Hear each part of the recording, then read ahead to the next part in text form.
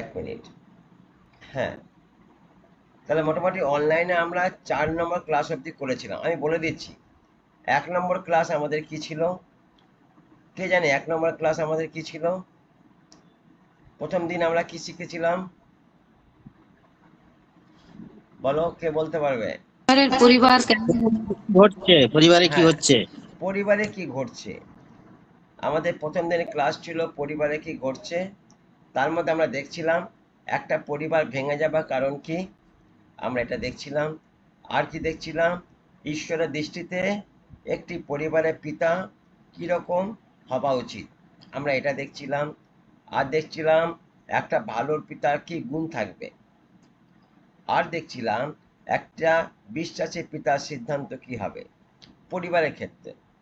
এটা আমরা প্রথম দিনে যে ক্লাসটা করেছিলাম সেটা দেখেছিলাম, পরিবারে কি ঘটছে।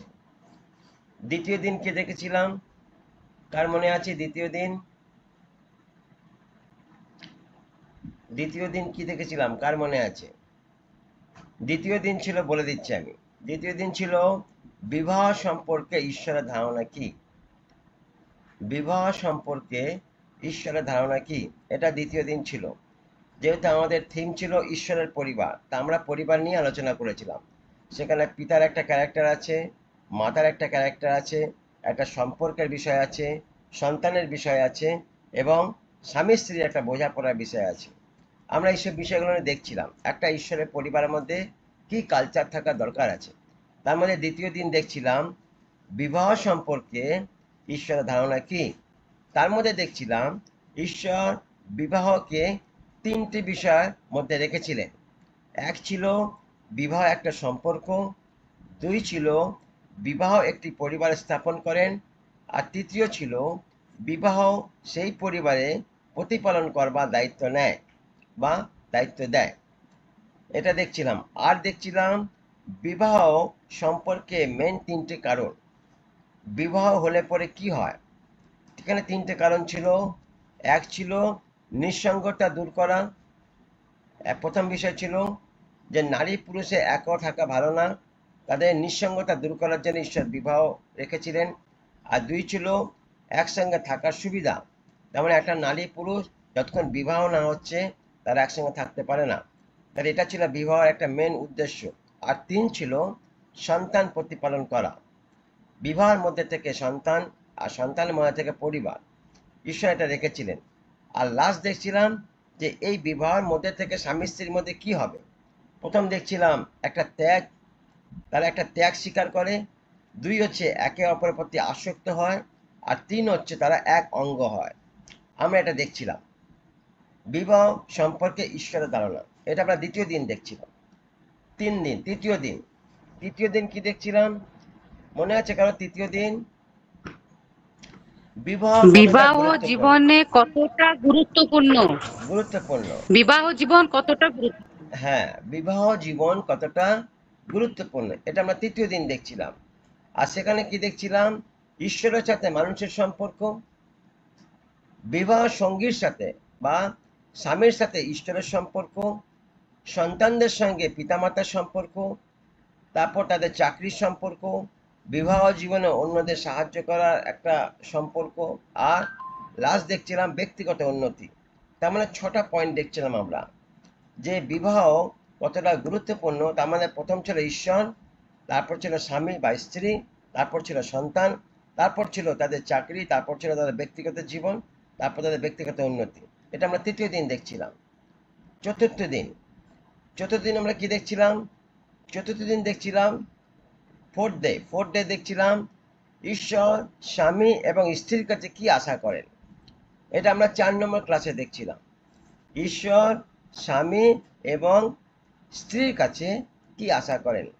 আর সেখানে আমরা দেখছিলাম ঈশ্বরের দৃষ্টিতে স্বামীর স্থান, ঈশ্বরের দৃষ্টিতে স্বামীর স্থান। আর সেখানে 3টে জিনিস দেখছিলাম। এক ছিল স্বামী হবে সরবরাহকারী, তার মানে হচ্ছে স্বামী হচ্ছে পরিবারে তত্ত্বাবধান করাকারী, তিনি তত্ত্বাবধান করবে, মানে হেডশিপ বলছে।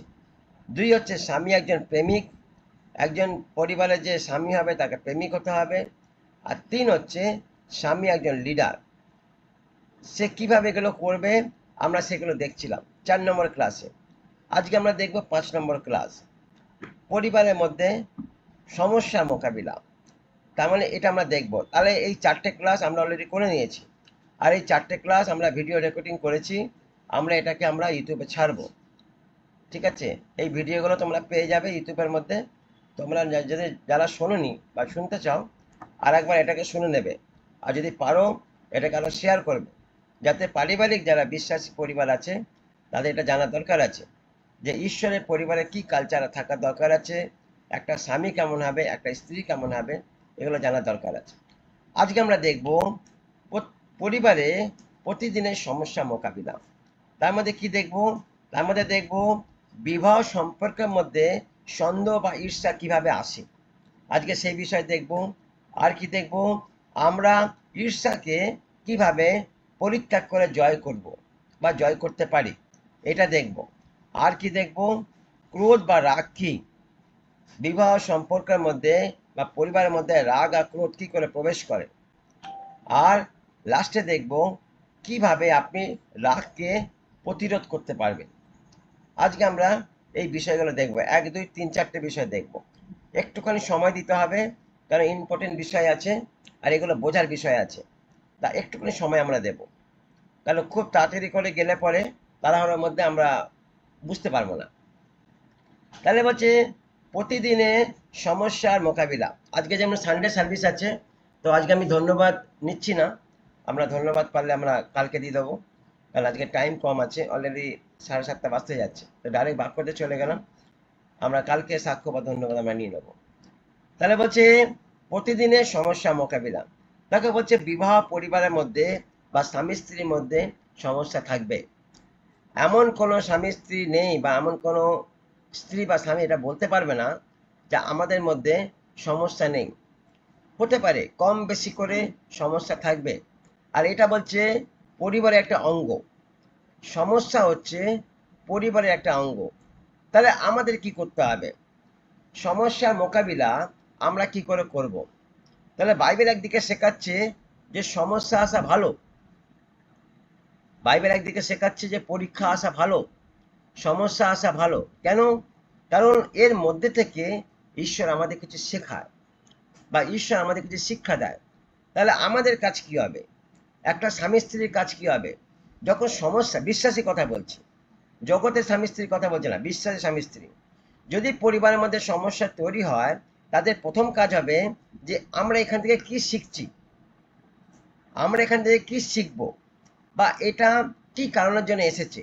ঠান্ডা মাথায়, মেবি একটা জায়গা হয় যে আমাদের মাথা ঠান্ডা রাখতে পারি না, যখন তর্কাতর্কি শুরু হয়, ঝগড়া শুরু হয়, তখন অনেক কথা মুখ থেকে বেরিয়ে যায়। কিন্তু যদি তুমি পরবর্তীকালে এটাকে ভাবো যে এই জিনিসটা কেন এলো বা এটা কি করে উৎপত্তি হলো, যদি এটাকে আমরা ভালো করে বুঝতে পারি, তাহলে দেখবে একটা খুব সুন্দর জায়গা একটা আমরা লিড করতে পারবো, বা এটাকে আমরা ডিস্ট্রয় করতে পারবো, এবং স্বামী স্ত্রীর মধ্যে পুনরায় একটা সম্পর্ক সঙ্গে সঙ্গে দেন আন দেন এটা হবে। এটা আহামরি কোনো ব্যাপার না যে 10 দিন 12 দিন 15 দিন 1 মাস লেগে গেল, এরকম ব্যাপার না। এরকম অনেক স্বামী স্ত্রী আছে ঝগড়া হলে পরে কথাই বলে না, বা তাদের মধ্যে কোনো কথাবার্তাই হয় না, 2 দিন 3 দিন 4 দিন তাদের মধ্যে কোনো কথাবার্তা হয় না। বলছে না, বিশ্বাসী পরিবারের মধ্যে এটাকে মানায় না বা এটাকে ভালো লাগে না। তাহলে যখনই সমস্যা আসবে, আসবে না কেন, আসবে। সমস্যা হচ্ছে পরিবারের একটা অঙ্গ। তাহলে এটাকে আমরা যদি ওইভাবে নিই যে আমাদের সমস্যার মধ্যে আমরা কি শিখতে চাই বা কি শিখতে পারি, সমস্যা আসে আমাদেরকে কিছু শিক্ষা দেওয়ার জন্য, তাহলে ওই মেন্টালিটি আমাদের তৈরি করতে হবে প্রত্যেকটা স্বামী স্ত্রীর মধ্যে। যদি আমরা ওই মেন্টালিটি তৈরি করতে পারি, তাহলে আমাদের কাছে সমস্যাটা সমস্যা মনে হবে না, বরঞ্চ সমস্যার মধ্যে আমরা এনজয় করতে পারবো, সমস্যার মধ্যে আমরা একে অপরের প্রতি প্রেম ভালোবাসা রাখতে পারবো। হয়তো সকালে প্রবলেম হচ্ছে, 2 ঘন্টা 3 ঘন্টা বাদে দেখবো ওটা মিটমাট হয়ে গেছে। যদি স্বামী বিশ্বাসী হয়, স্ত্রী বিশ্বাসী হয়, দেখবো ওটা মিটমাট হয়ে গেছে। কারণ আমরা ওইভাবে মেন্টালিটি নিয়ে কাজ করব না, আমরা এইভাবে করব যে আমরা কি শিখছি বা কেন এই ব্যাপারটা আমাদের জীবনে এলো। যদি ওটাকে ধরে নিতে পারি, তাহলে সমস্যার সমাধান আমরা খুব তাড়াতাড়ি করে নিতে পারবো। তাহলে বলছে বিবাহ জীবন এর জন্য ক্ষতিগ্রস্ত হয় না। যদি এই সমস্যার সমাধান যদি আমরা করে ফেলতে পারি, তাহলে বিবাহ জীবন ক্ষতিগ্রস্ত হবে না। আর যদি করতে পারছি না, তাহলে কিন্তু ক্ষতিগ্রস্ত হবে। তাহলে স্ত্রীর মনেও আঘাত লাগবে, স্বামীর মনেও আঘাত লাগবে, দুজনের গায়ে আঘাত লাগবে। তাহলে কি করতে হবে? তাহলে বলছে প্রতিদিন সমস্যা মোকাবিলা করার ক্ষেত্রে তিনটে ভাবমূর্তি ধারণ করতে হবে। তিনটে জিনিস আমরা দেখব। কি কি জিনিস? প্রথম হচ্ছে বলা, স্পিক, কথা বলা। প্রথম হচ্ছে বলা, 2 নম্বর হচ্ছে শোনা, ভালো করে শোনা, আর 3 নম্বর হচ্ছে বোঝাপড়া। যদি আমি বলার জায়গায় যুক্তিসহ কথা বলতে পারি, আর যে একজন যদি বলে তো একজনকে শোনার দরকার আছে। যদি স্বামী বলে স্ত্রীকে শোনার দরকার আছে, যদি স্ত্রী বলে স্বামীকে শোনার দরকার আছে। এবং তুমি যত ভালো করে শুনতে পারবে তত ভালো তুমি উত্তর দিতে পারবে, বা তুমি তত ভালো একটা সুবক্তা, সুন্দর করে তুমি গুছিয়ে কথা বলতে পারবে। তাহলে বলাতেই দেখবে অনেক রকম ভুল ধরা পড়ে যায়। যারা রাগের মতো অনেক কথা বলে, যারা তাড়াতাড়ি অনেক কথা বলে, যারা তাদের বেনিফিটের কথা চিন্তা করে অনেক কথা বলে, ওই বলার মধ্যে দেখবে অনেক ভুল ধরা পড়ে যাবে। ওই জন্য শোনার জায়গাটা তোমাকে প্রস্তুত থাকতে হবে, বলার জায়গা না। যে রাগের মাথায় হয়তো কেউ হয়তো বলছে, তাহলে দ্বিতীয় ব্যক্তিটাকে শোনার জায়গা ঠিক রাখতে হবে। তাহলে একজন বলছে একজন শুনছে, তাহলে যে শুনছে সে পরে এটাকে যুক্তিসহ বোঝাপড়া। প্রথমে কি দেখলাম? বলা, দ্বিতীয় হচ্ছে শোনা, তারপর বোঝাপড়া। তাহলে বোঝাপড়ার জায়গাটা ওটা শান্তিপূর্ণ হবে, ওটা তিক্ততা হবে না, ওটা রাগারাগিতে হবে না, ওটা ঝগড়ার মধ্যে হবে না। তাহলে বোঝাপড়ার জায়গাটা শান্তিতে হবে। তাহলে যে ভালো শুনতে পারবে সে ভালো বুঝিয়ে বলতে পারবে, কিন্তু যে শুনবে না সে বোঝাতে পারবে না। তাহলে এটা চলতেই থাকবে, সকালে শুরু হয়েছে, দুপুরে হচ্ছে, রাতেও হচ্ছে, মিটমাট আর হচ্ছে না। কারণ কেউ কারোর কাছে নত হচ্ছে না, বা কেউ কারো ভুল স্বীকার করছে না। ওই একটাই জায়গা, দুজন দুজনকেই বলছি, দুজন দুজনের কথাই বলে যাচ্ছে, কেউ কারো কথা শুনছে না। তাহলে না শুনলে পরে তাহলে বোঝাপড়া কি করে হবে? যদি আমি না ভালো করে শুনি তাহলে বোঝাপড়া করতে পারবো না। তাহলে বলছি এই তিনটে বিষয় খুব গুরুত্বপূর্ণ। যদি আমরা একে অপরের সাথে কথা না বলি বা একে অপরের কথা না শুনি, তবে বোঝাপড়ার জায়গাটা কঠিন হয়ে যায় বা খুব ক্রিটিক্যাল হয়ে যায়। একটা জিলেপির প্যাচের মতো সে পেঁচিয়ে যায়, লন্ডমন্ড হয়ে যায়। আর এটাকে ঠিক করার জন্য তখন তৃতীয় ব্যক্তিকে ডাকতে হয়, নয় চার্চের পাঁচটা, নয় লিডার, এদেরকে ডেকে এটাকে মিটমাট করতে হয়, যেখানে কোনো লোকের দরকার পড়েই না। যদি এইটাকে মেনটেন করা যায়, বলা শোনা বোঝাপড়া, তাহলে স্বামী স্ত্রী তারা নিজেরা এটা মিটমাট করতে পারে, তৃতীয় ব্যক্তির দরকার পড়ে না। কিন্তু যখন এটা খুব গন্ডগোল হয়ে যায় তখন তৃতীয় ব্যক্তির এন্ট্রি বাইবেল বলছে নিয়ে আসতে পারো, আসা দরকার আছে, যদি নিজেদের মধ্যে মিটমাট না হচ্ছে। তাহলে বলছে যদি স্বামী স্ত্রী কথা শুনতে বুঝতে পারছে না, বা স্ত্রী স্বামীর কথা শুনতে বা বুঝতে পারছে না, তাহলে তাদের জীবনে বোঝাপড়ার জায়গায় অভাব আছে, তাদের জায়গা বোঝাপড়া নেই। দেখো, যত স্বামী স্ত্রীর মধ্যে বোঝাপড়ার জায়গা ঠিক থাকবে সেই স্বামী স্ত্রীর বন্ডিং খুব ভালো হয়। আর যদি বোঝাপড়ার জায়গা ঠিক না থাকে তাহলে ওরা মারে বারে ওদের মধ্যে একটা ক্র্যাশ লাগে। তাহলে একটা জায়গা বোঝাপড়ার জায়গাটা খুব ইম্পর্টেন্ট আছে, যে স্ত্রী খুব তাড়াতাড়ি বুঝে যাচ্ছে বা স্বামী খুব তাড়াতাড়ি বুঝে যাচ্ছে, আর বুঝে যাচ্ছে বলে সমস্যাকে ডিস্ট্রয় মেরে দিচ্ছে, সমস্যার উৎপন্ন হচ্ছে না। তাহলে বলছে যদি এটাকে না হয় তাহলে বোঝাপড়ার জায়গা অভাব আছে, বা তারা একে অপরকে চিনতে পারছে না। কারণ যখন আমরা শুনবো তখন আমরা শুধু শুনবো তা নয়, তখন কোনো অভিযোগ করব না, বা তর্ক করব না, বা ঝগড়া করব না। কারণ আপনি যত ভালো করে শুনতে পারবেন আপনি তত ভালো করে বোঝাতে পারবেন। একটা হিন্দিতে কথা আছে, আগলা কা বাত শুনकर জবাব দেने में जो मजा है वो मजा पहले बोलने में नहीं है। যখনই কেউ আপনাকে কোনো কথা বলে, আপনি যদি তার কথা ভালো করে না শোনেন তাহলে আপনি তার কথা উত্তর দিতে পারবেন না, ভালো করে উত্তর দিতে পারবেন না। ওই জন্য যে কোনো বিষয় হোক, ছেলে হোক বা মেয়ে হোক, যে কোনো বিষয় হোক, যখন কেউ কোনো কথা আপনাকে বলছে আপনি সেই কথাটাকে ভালো করে শোনার চেষ্টা করুন, তবেই আপনি তাকে ভালো করে উত্তর দিতে পারবেন। যদি অর্ধেক কেটে আপনি কথা বলবেন তাহলে আপনি ডিফল্ট হয়ে যাবেন বা ডিফল্টার হয়ে যাবেন। তাহলে পরবর্তী আগের ব্যক্তি কথা ভালো করে শুনতে হবে। তাহলে অনেক স্বামী স্ত্রী আছে যারা কথা শুরু করে কিন্তু সেটা তর্কাতর্কিতে চলে যায় বা ঝগড়াতে পরিণত হয়। এরকম আছে, স্বামী একটা কথা বললে স্ত্রী তেলে বেগুন হয়ে গেল, তুমি কেন কইলে, তুমি কেন কইব, এটা তোমার কওয়া ঠিক হয়নি। এরকম অনেক আছে, আমি বাংলা ভাষায় বলছি, এটা মেদিনীপুরের ভাষা, আমি একটা উদাহরণ দিয়ে বলছি আর কি। বা বাংলা ভাষা অনেকে বলে তুমি কেন বললে, তোমার এটা বলা ঠিক হয়নি, তুমি কেন এটা আমাকে বলছো। তার মানে কথা বলার শুরুর সাথেই বাস লেগে গেল ক্র্যাশ। বলছে না এটাও ঠিক না, যখন কোনো কথা হচ্ছে আমাকে কথাটা ভালো করে শুনতে হবে। তারা আলোচনা শুরু করে আর সেটা কি হয়, বলে ঝগড়া থেকে শেষ হয়। এটাও হয় যে তারা আলোচনা শুরু করে আর সেখানে বাক বিতঙ্গ লেগে গেল, তুই খারাপ আমি ভালো, আমি ভালো তুই খারাপ, এই চলে এখানে। তাহলে একবার আমি একটা উদাহরণ দিচ্ছি। একবার আমি এরকম একটা পরিবারের মধ্যে আমাকে একবার এরকম কাউন্সিলিং করতে ডাকা হয়েছিল। আর আমি তাদেরকে চিনতাম, খুব ভালোভাবে চিনতাম, এবং তারা খুব শিক্ষিত পরিবার, এবং তাদের পরিবারের মধ্যে অনেক দিন আমার যাতায়াত ছিল, অনেক ভালো আমার সঙ্গে পরিচয়। হঠাৎ করে একদিন শুনি যে স্বামী স্ত্রীর মধ্যে একটা ক্র্যাশ লেগেছে এবং তারা এক ঘরে ঘুমাচ্ছে না, তাদের ঘুমানোর ঘরও আলাদা হয়ে গেছে, মানে এরকম জায়গায় চলে গেছে। কেউ কার মুখ দেখছে না বা কেউ কার কথা শুনতে চাইছে না, মানে এরকম একটা জায়গা চলছে। তো একদিন আমাকে বললো যে দাদা তুমি আমার বাড়িতে এসো একবার, আমাদের এরকম ব্যাপার, আমরা কিছু কথা বলতে চাই। তো আমি প্রথমে দুজনের সাথে ফোনে কথা বললাম। আমি নারীর সাথে স্ত্রীর সাথে কথা বললাম, তার ব্যাপার বুঝলাম। স্বামীর সাথেও কথা বললাম, তার ব্যাপার তার বিষয়ে বুঝলাম। বুঝে একটা জিনিসই বুঝলাম যে দুজন দুজনের কথা শুনছে না। স্বামী অভিযোগ করছে ও আমার কথা শোনে না, স্ত্রী অভিযোগ করছে ও আমার কথা শোনে না। আমি বুঝলাম প্রবলেমটা কোথায়। গেলাম একদিন প্রার্থনা করে প্রভুর কাছে, ঈশ্বরের কাছে প্রার্থনা করে গেলাম। আগে তাদের দুজনকে নিয়ে বসলাম। বসা মধ্যেই তারা শুরু করেছে, আমার কথা আগে শুনুন, ও যা আমার কথা আগে শুনুন। আমরা কারোর কথা শুনবো না, আগে চুপ করে বসুন, আমি যেটা বলছি সেটা শুনুন। চুপ করে তাদেরকে বসালাম, প্রার্থনা করলাম, একটা ঈশ্বরের বাক্য পাঠ করালাম। বাক্য পাঠ করে তাদেরকে বললাম যে দেখুন আমরা সবাই ঈশ্বরের সন্তান, তাহলে এখন এখানে ঈশ্বর উপস্থিত আছে, তাহলে মাথায় এটা রেখে কথা বলতে হবে। আমরা সবাই ঈশ্বরের সন্তান, আমাদের মাঝে ঈশ্বর আছে, তাহলে আমি যেটা বলবো সেটা আগে শুনুন। কি, আমি 15 মিনিট পুরুষকে সময় দিলাম যে 15 মিনিট আপনি কথা বলুন, আপনার কি বক্তব্য আছে। আর 15 মিনিট স্ত্রীকে সময় দিলাম যে আপনি আপনার কথা বলবেন, আপনার কি বক্তব্য আছে। এবার দেখুন 15 মিনিট যখন পুরুষ কথা বললো, স্ত্রী শুনছিল, চুপচাপ বসে শুনছিল। আবার যখন স্ত্রী 15 মিনিট কথা বললো, তখন স্বামী চুপচাপ বসে শুনছিল, কেউ কোনো কথা বলেনি, আমি কথা বলতে দিইনি। হঠাৎ তারা বলছে, হ্যাঁ তুমি আমাকে আগে এটা কেন বলনি। ও বলছে তুমি আমাকে এটা কেন বলনি, তাহলে তো ব্যাপারটাই জলটা গড়াতো না, তাহলে এত দূর হতো না। হ্যাঁ তুমি আমাকে লুকিয়েছো, বলছে তুমি আমাকে লুকিয়েছো। আমি দেখেন সবচেয়ে বড় প্রবলেম এটাই, দাদাও আপনাকে সব কথা বলতে চেয়েছে, আপনি শুনতে চাননি। আপনি সব কথা দাদাকে বলতে চেয়েছেন, দাদা শুনতে চায়নি। তাহলে মাঝখানে গ্যাপটা এটাই বেড়েছে যে আপনারা দুজনের কথাই শুনতে চাননি। তাহলে আজকে শুনলেন তো ব্যাপারটা কি হয়েছে, তাহলে দাদাও ঠিক, আপনিও ঠিক। মাঝখানে শয়তান এই জায়গাটা ঢুকে গেছিল যে আপনারা কারো কথাই শুনছিলেন না।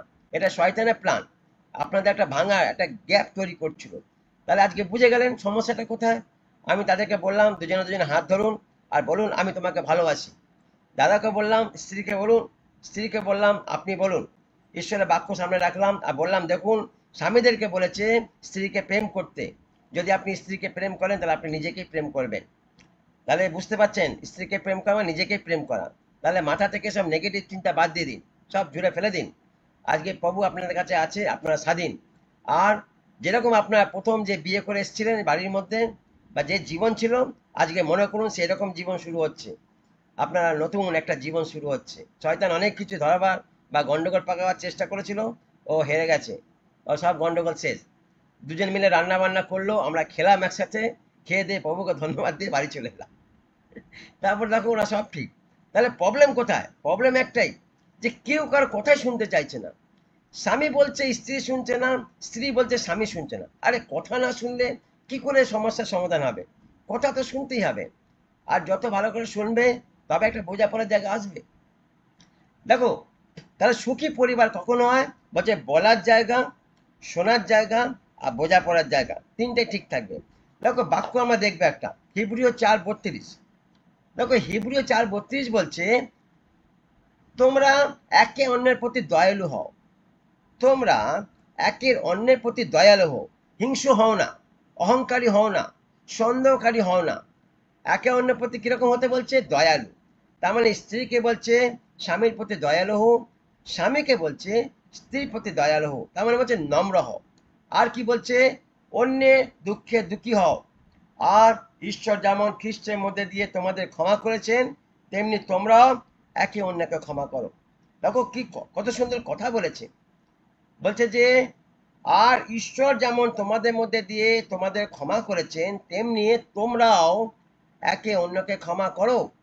যদি স্ত্রী ভুল করে থাকে, স্বামীর কাজ স্ত্রীকে ক্ষমা করা। যদি স্বামী ভুল করে থাকে, স্ত্রী কাজ স্বামীকে ক্ষমা করা।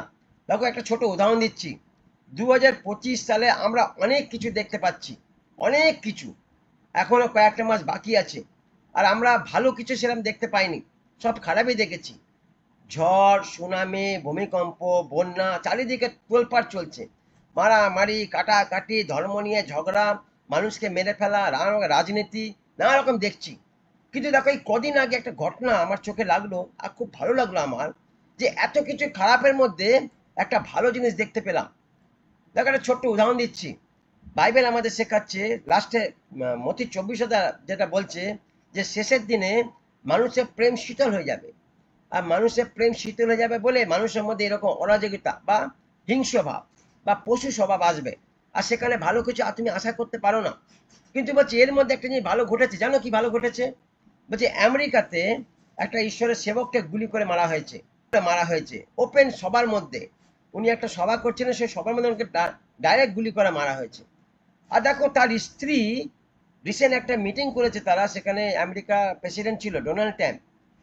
ওই স্ত্রী মানে লক্ষ লক্ষ লোকের সামনে দাঁড়িয়ে তিনি বললেন যে আমার স্বামীকে যে মেরেছে আমি তাকে সবার সামনে ক্ষমা করলাম। দেখো কি বড় স্টেটমেন্ট দিল, আর ঈশ্বরের সাক্ষাতে সামনে রেখে বলল। একটা স্ত্রী দেখো কতটা সে প্রভুকে ভালোবাসে, আর কতটা তার মধ্যে প্রভুর বাক্য আছে, যে এত বড় একটা ঘটনা ঘটে গেছে, তার সন্তান আছে, তার স্বামী তার কাছে সবচেয়ে বড় সাহারা ছিল। আর যে স্বামীকে প্রভুর কাজ করতে গিয়ে কারোর মনে ভালো লাগলে সে গুলি করে মেরে দিয়েছে, ঈশ্বরের সেবক। কিন্তু স্ত্রী বিচার চায়নি। স্ত্রী কি চেয়েছে? স্ত্রী বলছে প্রাণটা বাঁচুক। আমি শুনছিলাম তার স্টেটমেন্ট। তিনি ঈশ্বরের সাক্ষাতে লক্ষ লক্ষ লোকের কাছে তিনি বললেন যে যিনি আমার স্বামীকে মেরেছে আমি তাকে ক্ষমা করলাম, ঈশ্বরের সাক্ষাতে। জানি না তিনি কেন এই কাজ করেছেন, সেটা তার ব্যাপার। কিন্তু আমার দৃষ্টিতে আমার স্বামী আমি জানি প্রভুর কাছে আছে, কিন্তু সেই ভাই বা সেই বোন যেই হোক, আমি তাকে প্রভুর সাক্ষাতে ক্ষমা করলাম। দেখো এটা সবচেয়ে বড় একটা মহান কাজ। ক্ষমা করার থেকে বড় মহান কাজ কিছু হতে পারে না। যদি কেউ কাউকে ক্ষমা করতে পারছে না, তাহলে বলছে সবচেয়ে বড় একটা অভিশাপ বহন করছে, একটা কাজ সে বহন করছে। যদি কেউ কাউকে ক্ষমা করতে পারছে না, তাহলে বাইবেলের সব থেকে মহান কাজ বলছে ক্ষমা করা। আর এটা করা সত্যি খুব কঠিন, মানুষের কাছে এটা করা সত্যি খুব কষ্টকর, খুব কঠিন। কিন্তু যারা এটা করতে পারছে বলছে তারা আজকে মহান ঈশ্বরের দৃষ্টিতে। দেখো এখানেই বলছি, আর ঈশ্বর যেমন খ্রিস্টের মধ্যে দিয়ে তোমাদের ক্ষমা করেছেন, তেমনি তোমরাও একে অন্যকে ক্ষমা করো। যদি স্বামী স্ত্রীকে ক্ষমা করতে না পারে, স্ত্রী স্বামীকে ক্ষমা করতে না পারে, তাহলে বাইরে গিয়ে তারা কি বিশ্বাসী পরিচয় দেবে? বাইরে গিয়ে তারা লোকের কাছে কি মুখ নিয়ে দাঁড়াবে? যারা ঘরেই তাদের সম্পর্ক ঠিক নেই, তাহলে বাইরে গিয়ে তারা কি লোককে সুসমাচার প্রচার করবে বা ঈশ্বরের বাক্যের কথা বলবে? তাহলে প্রবলেম হচ্ছে এইখানটাই। তাহলে ক্ষমার জায়গাটা নিজেকে রেডি রাখতে হবে। আচ্ছা, তারপর দেখবো আমরা পরিবারে। তাহলে পরিবারের মধ্যে আমরা সমস্যা কি দেখলাম? তিনটা জিনিস প্রবলেম হচ্ছে। একটা হচ্ছে কথা বলা বা কথা না শোনা, দুই হচ্ছে একে অপরকে না বোঝা, আর তিন হচ্ছে একে অপরকে ক্ষমা না করা, মানে বোঝাপড়ার জায়গা বলছে। তাহলে শোনা কতটা গুরুত্বপূর্ণ, শোনা কতটা গুরুত্বপূর্ণ আমরা সেই এবার দেখবো সেটা। তাহলে কোনো ব্যক্তি যদি আরেকজনের কথা শুনে কথা বলতে চায়, তবে কথা বলার মতন শোনা খুব গুরুত্বপূর্ণ। তেমন একটা জায়গা, যদি আমি ভুল কথা শুনি তাহলে আমি ভুল কথা বলবো, আর যদি আমি ঠিক কথা শুনি তাহলে ঠিক কথা বলবো। তাহলে কান, ঈশ্বর দুটো কান দিয়েছে এর জন্যে, যাতে ভালো করে শুনতে পারি। মুখ দিয়েছে একটা, যেন কথা আমরা কম বলি। শোনার জায়গা সবসময় আমাদের মানে একদম রেডি থাকতে হবে। দেখো যাকব 1 অধ্যায় 19 থেকে 20 পদ, যাকব 1 অধ্যায় 19 থেকে 20 পদ বলছে, হে আমার ভাই, হে আমার প্রিয় ভাইরা, আমার এই কথাটা লক্ষ্য করো। তোমরা প্রত্যেককে শুনবার জন্য আগ্রহী হও, কিন্তু তাড়াতাড়ি করে কথা বলতে যেও না। দেখো বাইবেলের বাক্য বলছে, কিন্তু তাড়াতাড়ি করে কথা বলতে যেও না বা রাগ করো না।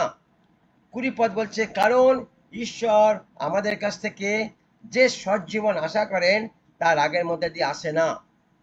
ঈশ্বর আমাদের মধ্যে দিয়ে যে সজ্জীবন আশা করেন তা রাগের মধ্যে দিয়ে আসে না।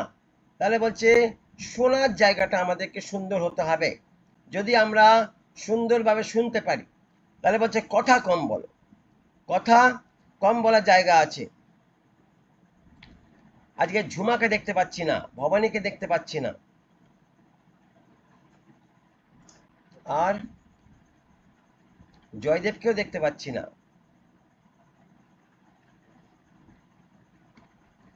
অনেককে দেখতে পাচ্ছি না। আমি আছি। আচ্ছা আচ্ছা আছে, আচ্ছা আচ্ছা, জয়দেব স্ত্রীর সাথে আছে। আচ্ছা, তাহলে কাজ হচ্ছে। ঠিক আছে প্রভু, ধন্যবাদ। তাহলে দেখো, এটা দেখো, এগুলো খুব ইম্পর্টেন্ট বিষয়। থাকা মানে শুনলে, ওরা থাকলে শুনলে ভালো হয়। কারণ ভবানী একটা পরিবার ক্যারি করে, স্বামী স্ত্রী, হ্যাঁ, থাকার দরকার ছিল। ঝুমাও একটা পরিবার ক্যারি করে, ওরাও স্বামী স্ত্রী, এগুলো জানা দরকার আছে স্বামী স্ত্রীকে। দেখো এখানে বলছে যাকব ১ অধ্যায় ১৯ থেকে ২০ পদ বলছে, আমার প্রিয় ভাইরা, আমার এই কথাটি লক্ষ্য করো, তোমরা প্রত্যেকে শুনবার জন্য আগ্রহী হও, কিন্তু তাড়াতাড়ি কথা বলতে যেও না বা রাগ করো না, কারণ ঈশ্বর আমাদের কাছে থেকে যে সৎ জীবন আশা করে তা রাগের মধ্যে দিয়ে আসে না। তাহলে প্রথমে আমাদের শোনার জন্য অভ্যাস করতে হবে, তাড়াহুড়ো করলে চলবে না। আর স্বামী স্ত্রীর কথা শোনার মধ্যে দিয়ে একে অপরকে বুঝতে হবে। এটা পরপর স্টেপ আছে। তাহলে অন্য সময় পুরুষ বা নারী তাদের সঙ্গিনী বা তাদের সঙ্গীর কথা শোনার আগে এটা হতে পারে যে অন্য সময় পুরুষ আর নারী তাদের সঙ্গীর কথা বা সঙ্গিনীর কথা শোনার আগে তারা বুঝে যায় তারা কি বলতে চাইছে। তার মানে তারা পণ্ডিত হয়ে গেছে। স্ত্রী কথা বললে স্বামী বুঝে যায় তুই কি কইবি আমি জানি, তুই চুপ কর। আর স্ত্রী শোনার আগে বুঝে যায় তুমি কি কইবে আমি জানি, তুমি চুপ করো। বাস, দুজন দুজনকে চুপ করে দিল, আর কেউ কথাই বলতে পারলো না। তাহলে এরকম না, এরকম অনেক পরিবারের মধ্যে আছে। স্ত্রী স্বামীকে চুপ করে দেয়, স্বামী স্ত্রীকে চুপ করে দেয়। না, চুপ করিয়ে দিও না, মনের কথা বলতে দাও। মনের কথা যত বলবে মন হালকা হবে। আর যদি মনের কথা মনে থেকে যায় মন ভারী হয়ে যাবে, আর দেখবে সে একটা কষ্ট ফিল করবে, বা পরিবারের মধ্যে একটা অশান্তি হবে। মানে এটা বোঝা যাবে না, কিন্তু একটা অশান্তি তৈরি হবে, একটা মনোমিলনের জায়গা, পরিষ্কার কথাবার্তা না বলার জায়গা, বা একটা ব্যবহারের জায়গা। তার একটাই কারণ কি, যে মনের কথা কেউ কাউকে বলতে পারছে না। তাহলে মনের কথা শোনো। যদি স্ত্রী বলে স্বামী শোনা দরকার আছে, যদি স্বামী বলে স্ত্রী শোনা দরকার আছে, দুজনে দুজনের কথা শোনা দরকার আছে। যদি না শোনো তাহলে কি হবে, বলছে সেই জন্যে অন্যজন বলার চেষ্টা করলে সে বলতে পারে না, তারা তাদের নিজস্ব চিন্তা ভাবনার মধ্যে ঢুকে পড়ে এবং সে তার সঙ্গিনী বা সঙ্গীর কথা শুনতে চায় না। দেখো বাইবেল কি বলছে, হিতোপদেশ 18:13, হিতোপদেশ 18:13, বাইবেল কি বলছে, বলছে শুনবার আগে যে লোক উত্তর দেয় তার পক্ষে তা বোকামি বা লজ্জার বিষয়। দেখো কি ভয়ঙ্কর কথা বলেছে। কি বলছে, শুনবার আগে যে উত্তর দিয়ে দেয়, বলছে সে লোক কিরকম, বলছে বোকা লোক, সে নিজেকে নিজে লজ্জিত করে। তার মানে সে যদি নিজেকে পণ্ডিত মনে করে, আমি পণ্ডিত হয়ে গেছি, তুই কি বলবি আমি জানি, তাহলে বলছে সে পণ্ডিত না, সে বোকা লোক, সে লজ্জাজনক, সে লজ্জিত। তাহলে উত্তর দেওয়ার আগে অন্যজন কি বলতে চায় তা শোনা বা বোঝা দরকার। তাহলে নির্বুদ্ধিতার জন্য কথাবার্তা আমরা বলবো না। তাহলে বুদ্ধিমান ব্যক্তি অন্তরের সাথে সমস্ত কথা শুনবে। বুদ্ধিমান স্বামী বা বুদ্ধিমান স্ত্রী অন্তরের সাথে বলছে, সমস্ত কথা শুনবে। অন্যজন কি বলছে, পুরুষ বা নারী উভয় এই বিষয়ে চিন্তা করবে। তবে স্বামী বা স্ত্রী উত্তর সবসময় যেন ভালো হয়। কথা শোনার জামা শোনো, কিন্তু উত্তর দেওয়ার সময় সেটা যেন তিক্ততা না হয়, উত্তরটা যেন ভালোভাবে দেয়। দেখো হিতোপদেশ 15:11, হিতোপদেশ 15:11 কি বলছে দেখো, বলছে সদাপ্রভুত ধ্বংসস্থান, সদাপ্রভুত ধ্বংসস্থান অর্থাৎ মৃত স্থান দেখতে পান, তাহলে মানুষের অন্তরে তিনি আরো কত বেশি করে দেখতে পাচ্ছেন। মানুষের অন্তর তিনি আর কত বেশি করে দেখতে পাচ্ছেন। তাহলে অন্তর্যামী ঈশ্বর তিনি মানুষের অন্তর জানেন। তাহলে আমরা যারা স্বামী স্ত্রী, যারা একই ঘরে একই ছাদের নিচে একসাথে থাকি, তাহলে এটা আমাদেরকে বুঝতে হবে যদি আমরা ঈশ্বরকে সেই জায়গায় রেখেছি। কারণ আমরা আগের ক্লাসগুলো দেখেছিলাম, স্বামীর জীবনে প্রথমে স্থান হবে ঈশ্বর, স্ত্রীর জীবনে প্রথমে স্থান হবে ঈশ্বর। তাহলে ঈশ্বর যদি মাঝখানে থাকে তাহলে অন্তরতা ভাব থাকবে, বা অন্তরের মধ্যে ভালোবাসা প্রেম থাকবে। তাহলে এই জায়গাটা আমরা মেনটেন করবো। আবার দেখো হিতোপদেশ 15 অধ্যায় 23 থেকে 24 পদ। হিতোপদেশ 15 অধ্যায় 23 থেকে 24 পদ বলছে, যে লোক উপযুক্ত উত্তর দিতে পারে, যে লোক উপযুক্ত উত্তর দিতে পারে সে খুশি হয়। ঠিক সময় বলা কথা কেমন ভালো, ঠিক সময় বলা কথা কেমন ভালো। 24 পদ বলছে, বুদ্ধিমান লোকের জীবনে পথ তাকে উপরের দিকে নিয়ে যায়, আর তাতে সে নিচে মৃতস্থানে যাওয়া থেকে রক্ষা পায়। তার মানে ধরো তোমার স্বামী একটু বদমেজাজি, বা স্বামী হঠাৎ কোথায় কোথায় রেগে যায়, তাহলে যখন স্বামী রেগে যাচ্ছে তখন তুমি স্বামীর সাথে বেশি বোঝাপড়া করতে যেও না। যখন স্বামী মোটামুটি একটু নর্মাল আসবে তখন তার সাথে ঠান্ডা মাথায় কথা বলো। তুমি যে সকালে কথা কইছিলে না, ওই কথাটা এরকম বলে, তুমি এরকম বললে ভালো হতো, তুমি এরকম কেন বললে, তুমি কথাটা এরকম আমাকে বলতে পারতে না, তাহলে আমি আরো ভালো করে বুঝতে পারতাম। বা স্ত্রী যদি এরকম হয়, স্বামীকে একটু চুপচাপ শান্ত হয়ে যেতে হয়। যখন স্ত্রী যখন নর্মাল হবে তখন স্ত্রীকে ভালো করে কি বোঝাতে হয়, যা তুমি যখন এই কথা বলছিলে তখন তুমি কথাটা আমাকে এইভাবে বলতে পারতে, তুমি কথাটা আমাকে এইভাবে কেন বললে, এটা তো বলার কোনো পদ্ধতি নয়। আমরা বিশ্বাসী, আমরা ঈশ্বরকে ভালোবাসি, আমরা ঈশ্বরকে প্রেম করি, তাহলে আমাদের এরম ভাবে কথা বলা উচিত না। তাহলে একটা জায়গায় আমরা এটাকে কনফেস করতে পারি, একে অপরকে আমরা এটা বোঝাতে পারি, বলতে পারি।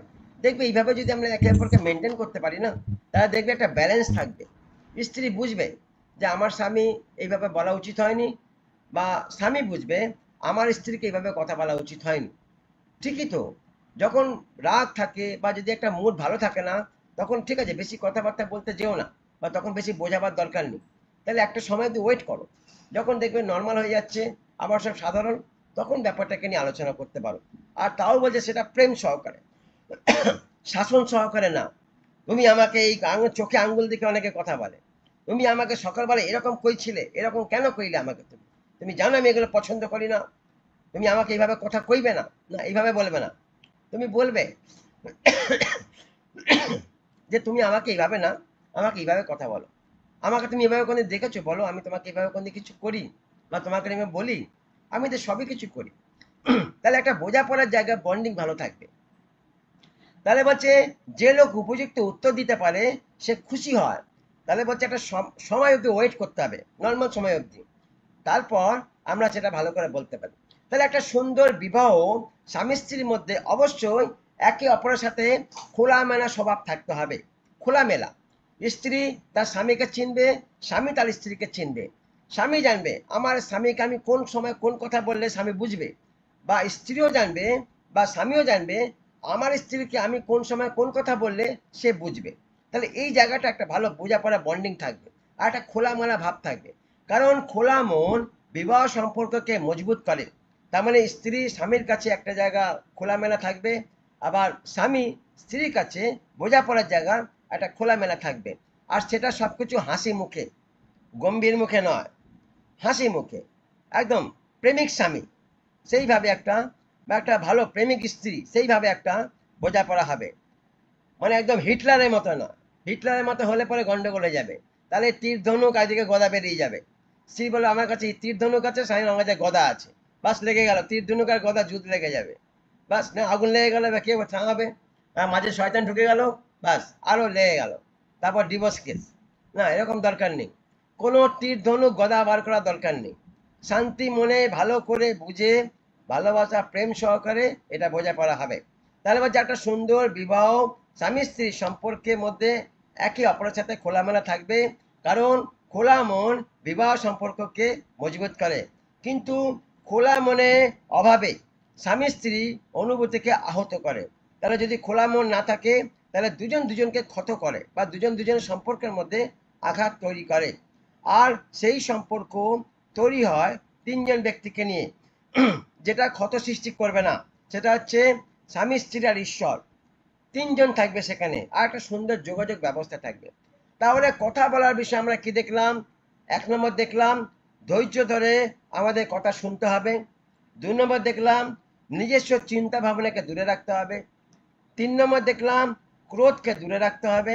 আর 4 নম্বর দেখলাম অন্তরের সাথে একে অপরকে কথা বলতে হবে, অন্তরের সাথে একে অপরের সাথে কথা বলতে হবে। তাহলে আজকে আমরা এখানে শেষ করব, এর সেকেন্ড পার্টটা আমরা কালকে দেখব। কারণ এটা অনেক বড় চ্যাপ্টার আছে, আজকে শেষ করতে পারবো না। আমরা কালকে দেখব বিবাহ সম্পর্কের মধ্যে ঈর্ষা বা সন্দেহ কিভাবে আসে।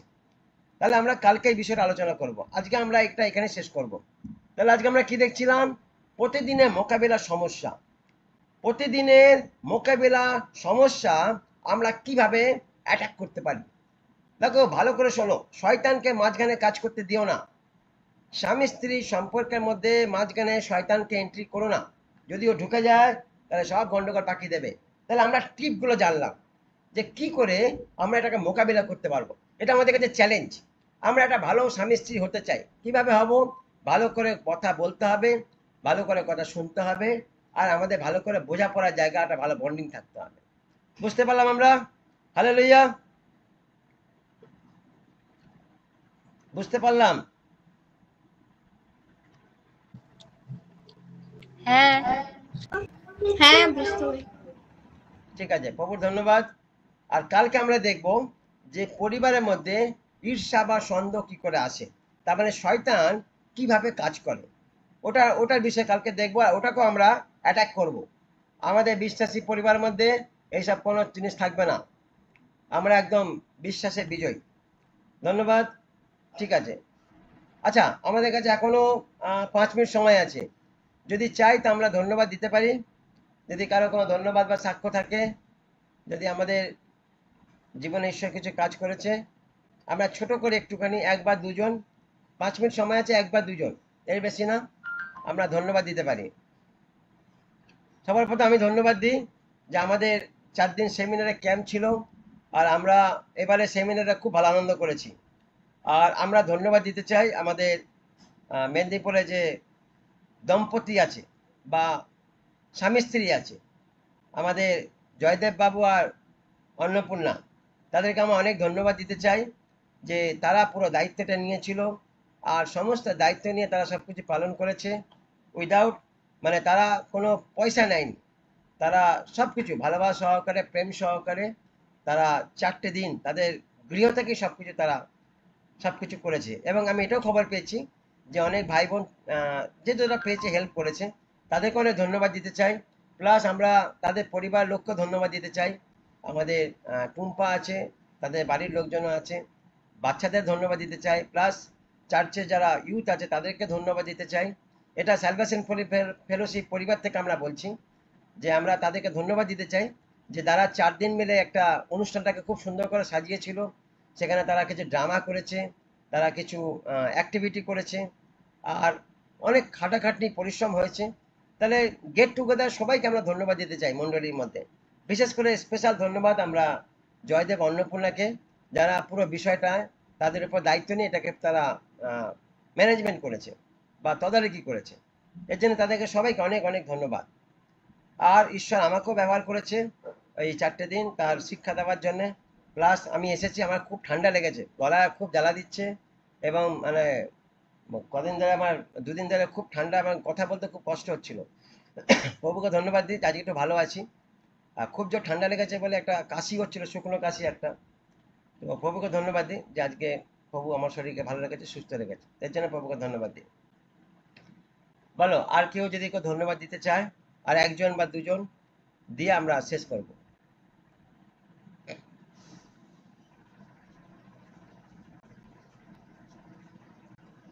যদি না থাকে তাহলে আমরা লাস্ট প্রার্থনা করে শেষ করব। আর আজকে অন্নপূর্ণাকে বলবো লাস্ট প্রার্থনা করতে।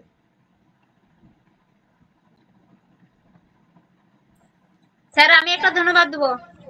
হ্যাঁ দাও। তো মহান ঈশ্বরকে ধন্যবাদ। তো আমাদের যে সেমিনার ছিল প্রথম দ্বিতীয় দিনে আমার খুব মানে শরীর খারাপ ভিডিওটা হয়, খোলো, ভিডিওটা খুলে ধন্যবাদ দাও। হ্যাঁ এবার দাও।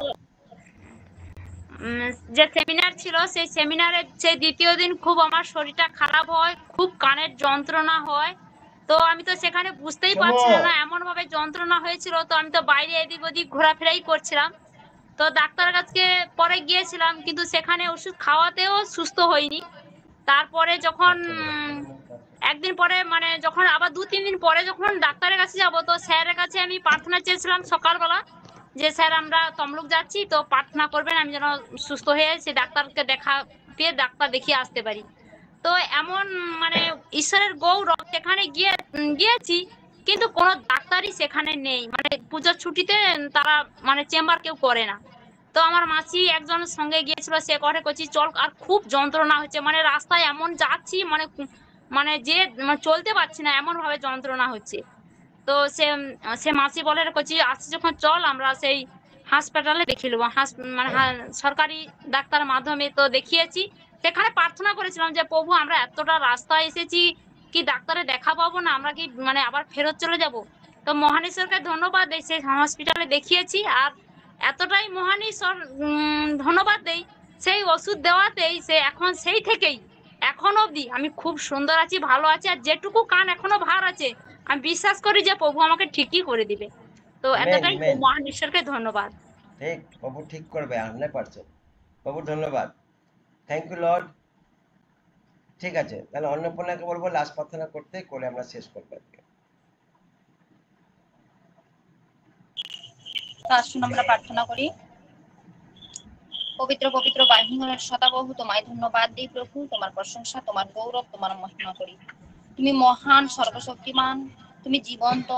হ্যাঁ প্রভু, তোমায় ধন্যবাদ দিই, সকাল থেকে তুমি আমাদেরকে প্রভু প্রত্যেকটা জায়গায় প্রভু তুমি আমাদেরকে সুরক্ষিত রেখেছো এবং গাইড করেছো, লিড করেছো প্রভু, তার জন্য তোমায় ধন্যবাদ দিই।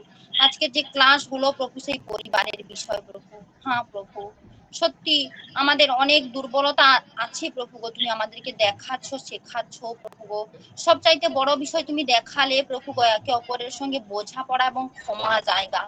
হ্যাঁ প্রভু, সত্যি আমরা একে অপরকে যদি ক্ষমা করতে পারি প্রভু গো, আগামী দিনে প্রভু গো আমরা ভালো দম্পতি হতে পারবো প্রভু গো। হ্যাঁ প্রভু, সব প্রত্যেকটা জায়গায় তুমি পৃথিবীতে যখন এসেছিলে প্রভু গো, তোমাকে যখন পুষে দিয়েছিল প্রভু গো, তুমি সেই যন্ত্রণার মধ্যেও বলেছিলে পিতো এদেরকে তুমি ক্ষমা করো প্রভু গো। আর এই ক্ষমা করার বিষয়টাকে প্রভু গো তুমি মহৎ আজ্ঞা দিয়ে গেছো প্রভু গো। হ্যাঁ পিতা, এই জায়গাটা সত্যি আমরা যেন সাকসেসফুলি হতে পারি প্রভু গো। তুমি আর একটি বার তুমি আমাদেরকে শোনালে সেই আমেরিকার যে সে সন্তানকে মেরে ফেলেছে প্রভু, তার স্ত্রী প্রভু গো ক্ষমার মধ্য দিয়ে তোমার মহিমাকে প্রকাশ করেছে প্রভু। সত্যি তুমি আজকের দিনেও যে তুমি মানুষের মধ্যে কার্য করছো প্রভু গো, তার প্রমাণ তুমি প্রত্যেকটা মানুষকে তুমি দিচ্ছ পিতা। হয়তো আমরা আমেরিকা থেকে এই জায়গাটা অনেকটা দূরত্ব প্রভু, কিন্তু তুমি সেই প্রভু গো ফোনের মাধ্যমে, ইউটিউবে যা কিছুর মাধ্যমে প্রভু তুমি প্রত্যেকটা সন্তানকে প্রকাশ করছো যে হ্যাঁ আমি এখনো প্রত্যেকটা মানুষের মধ্যে জীবন্ত ভাবে কার্য করছি প্রভু। হ্যাঁ প্রভু, তুমি আমাদেরকেও প্রভু তুমি এতটা ধীর, এতটা ধৈর্য দাও প্রভু গো। হ্যাঁ প্রভু, আমরা সারাদিনে বা কাজের ক্ষেত্রে বা কোনো কিছু জায়গায় প্রভু গো আমরা ডিসব্যালেন্স হয়ে যাই প্রভু গো, আমরা পড়ে যাই প্রভু গো, কিন্তু তুমি আমাদেরকে শেখাচ্ছ যে আমি তোমাদেরকে এখনো ক্ষমা করতে সক্ষম, আমি সবাইকে ক্ষমা করি সর্বসময়, তুমিও সবাইকে ক্ষমা করতে শেখো। হ্যাঁ প্রভু, আমরা মন্ডলীকে বড় করতে গেলে বা মন্ডলীকে আরো বিস্তার করতে গেলে প্রভু গো আমাদের সেই ক্ষমার বাণীকে মুখে রাখতে হবে, শুধু মুখে নয় প্রভু গো, অন্তরে রাখতে হবে প্রভু গো। হ্যাঁ প্রভু, তুমি আমাদের এই ছোট্ট সেলিব্রেশন ফেলোশিপের প্রত্যেকটা ভাই বোনকে প্রভু গো, বা আমাদের এখানে যে প্রত্যেকটা ভাই বোনকে প্রভু গো তোমার হস্তের নিচে রাখি পিতা। প্রত্যেকটা সন্তানকে প্রভু গো আত্মিক ভাবে মজবুত করো প্রভু গো, সেই ক্ষমা করার জায়গায় যেন একে অপরে দাঁড়াতে পারে প্রভু গো, কারণ মহিমা সিংহাসনের সামনে আমরা দাঁড়াবো একমাত্র ক্ষমার দ্বারাই প্রভু গো, আর তোমাকে বিশ্বাসের দ্বারাই প্রভু। তুমি আশীর্বাদ করো প্রত্যেকটা সন্তানকে প্রভু গো, তুমি ব্লেস করো প্রভু। আর এই যে শিক্ষার মাধ্যমে প্রত্যেকটা সন্তানকে প্রভু গো মজবুত করো প্রভু গো, কারণ আগামী দিনে সেই শিক্ষার প্রভু গো ফল যেন প্রত্যেকটা সন্তান পায়, এবং প্রত্যেকটা সন্তান প্রভু গো এই ধন্যবাদ সাক্ষ্য হিসেবে যেন দাঁড়াতে পারে যে হ্যাঁ আমার পরিবার এমন ছিল, আমাদের পরিবার এমন ছিল, আমরা আজকের এই জায়গাটা এমন হয়েছে প্রভু। তুমি প্রত্যেকটা সন্তানকে ব্লেস করো প্রভু গো, আশীর্বাদ করো প্রভু গো। হ্যাঁ প্রভু, এই যে সময়টা প্রভু গো সেই ঠান্ডা গরমের জন্য প্রভু গো প্রত্যেকটা পরিবারের বাচ্চা থেকে বড় প্রভু গো অসুস্থ হয়ে যাচ্ছে পিতা, তুমি এই মুহূর্তে যিশু খ্রিস্ট সেই ভাইরাসকে প্রভু গো তোমার পবিত্র নামে তুমি ক্যান্সেল করো প্রভু গো। প্রত্যেকটা সন্তানকে প্রভু গো তুমি আরোগ্য দান করো প্রভু গো, সেই সর্দি কাশি জ্বর সমস্ত কিছু থেকে প্রভু গো। হ্যাঁ পিতা, তুমি প্রত্যেকটা জায়গায় তুমি কাজ করো, প্রত্যেকটা সন্তানের যে এই মুহূর্তে প্রভু গো এই সেলিব্রেশন ফেলোশিপের মধ্যে যত ভাই বোন আছে প্রভু গো, এই মুহূর্তে প্রভু তোমার ক্ষত সকল দ্বারা আরোগ্য দান করো প্রভু গো। এই মুহূর্তে প্রভু গো প্রত্যেকটা সন্তানকে প্রভু গো তুমি স্ট্রং করো প্রভু গো, বিশ্বাসে এবং তোমার বাক্যকে প্রভু গো গুরুত্ব দিতে শেখাও প্রভু গো, তোমার ভয় কি প্রত্যেকটা সন্তানের মধ্যে তুমি দেখাও প্রভু। হ্যাঁ পরমেশ্বর, তুমি দয়া করো প্রভু গো প্রত্যেকটা জায়গায় প্রভু গো, প্রত্যেকটা সন্তানকে প্রভু প্রভু গো, এই ঠান্ডা, কানের ব্যথা, নানা রকমের যে প্রবলেম প্রভু, সেই জায়গা থেকে তুমি রক্ষা করো, সুরক্ষিত করো প্রভু গো। আর মেন্টালিটি থেকে প্রভু গো প্রত্যেকটা সন্তানকে প্রভু গো মনোভাবে যেন সুন্দর হয় প্রভু গো। কোনো কিছু টেনশন যদি থাকে প্রভু গো, প্রত্যেকটা সন্তানকে সেই টেনশনকে তুমি মুক্ত করো, তোমার উপরে ভার দিতে তুমি সাহায্য করো পরমেশ্বর। আর তোমার দিকে প্রভু দৃষ্টিপাত করে তাকিয়ে থাকতে তুমি সাহায্য করো। হে পবিত্রতম, প্রত্যেকটা বিষয়ের ভার তোমাকে দিলাম, বাকিটা সময়ের ভার তুমি নাও। আদর, সম্মান, গৌরব, মহিমা একমাত্র তোমারই হোক। প্রার্থনা দয়াল যিশু তোমার পবিত্র নাম থেকে চাইছি, আমেন। আমেন। প্রভু ধন্যবাদ। কাল থেকে আমাদের প্রার্থনা শুরু হচ্ছে। আমরা গ্রুপে লিস্ট পাঠিয়ে দিয়েছি প্রার্থনা। কালকে মানে পারুলের প্রার্থনা আছে, তো ধারাবাহিক প্রার্থনা চলবে। আর মর্নিং সেশন যেটা আমরা করি, ফেসবুকে যেটা আসতাম, ওটা আমি অ্যারেঞ্জমেন্ট করে দেবো, আমি কবে থেকে আসবো, তাহলে মর্নিং সেশন আমরা শুট করবো, ঠিক আছে? যাই হোক, প্রভু ধন্যবাদ। কালকে তাহলে আমরা আবার দেখা করব। মিটিং এখানে শেষ করছি। প্রত্যেককে গুড নাইট, শুভরাত্রি। শুভরাত্রি, গুড নাইট। Good night. সবাইকে গুড নাইট।